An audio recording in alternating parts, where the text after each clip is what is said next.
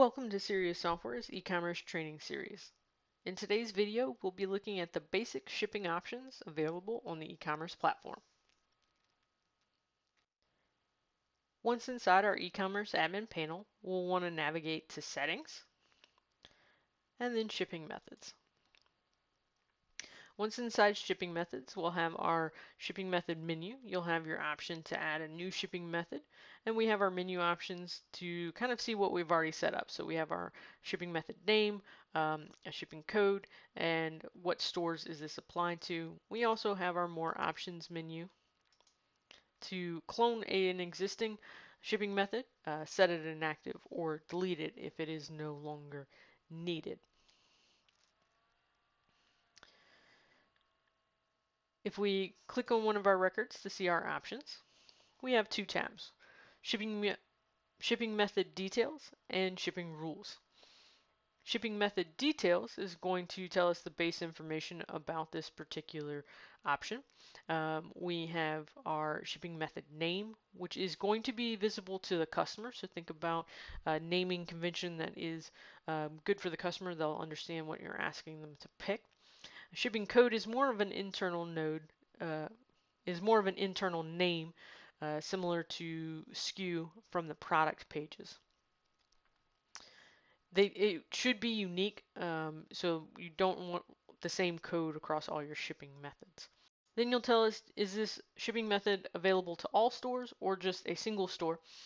All stores require at least one active shipping method.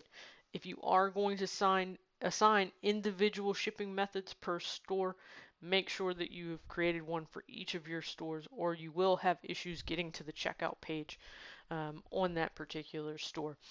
If you have one that you can host across all your stores, that would cover the scenario, having one set to all stores. But if there are different rules based on each store, please make sure you have at least one active for each live store that you're working on. Then we do have an option here for handling charges, anything to do with maybe packing charges, anything of that nature. This is a flat rate. It is charged before any of the shipping rules come into play, and it is only charged once. Then we have what is the destination country for this particular method. Is it valid in all countries? Is it just for the US, Canada, Australia, or the United Kingdoms?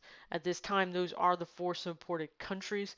We don't have support outside of those 4 countries.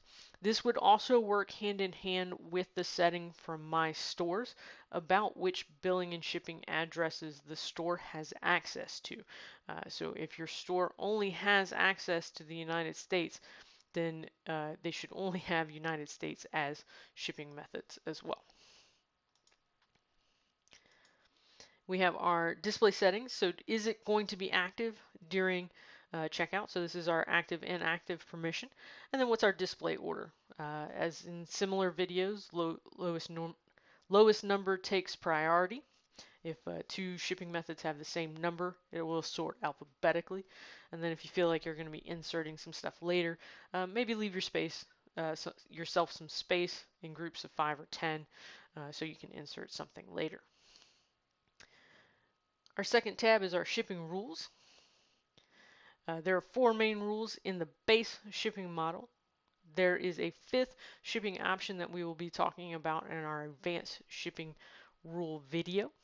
On this screen, though, we're just talking about the base. So what you'll see is a flat rate per product, a fixed rate per product, our quantity-based or our weight-based rules. Generally, each product works in the same way. It's going to start with a base rate.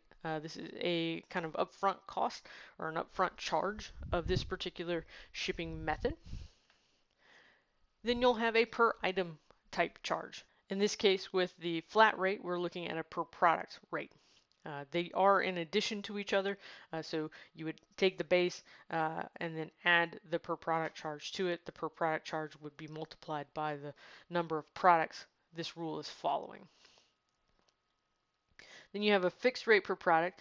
Only the base price exists here. The fixed charge, if you remember from our product video, is available on each product. Each product can define its own rate. Then we have our quantity-based rule. Again, we have our base price, and then we have our price per unit, which is per pound. Then we have our price per unit, which is price per quantity. So if I have 10 items, I will have this 150 charged times 10 plus my base rate. The last option we're looking at is weight-based rule. Again, I have my base rate, and then I have my per unit of weight. So per pound, what am I charging for this product? If I have a product that's 5 pounds, it'll be 5 times 2, then plus my base rate for my shipping rule.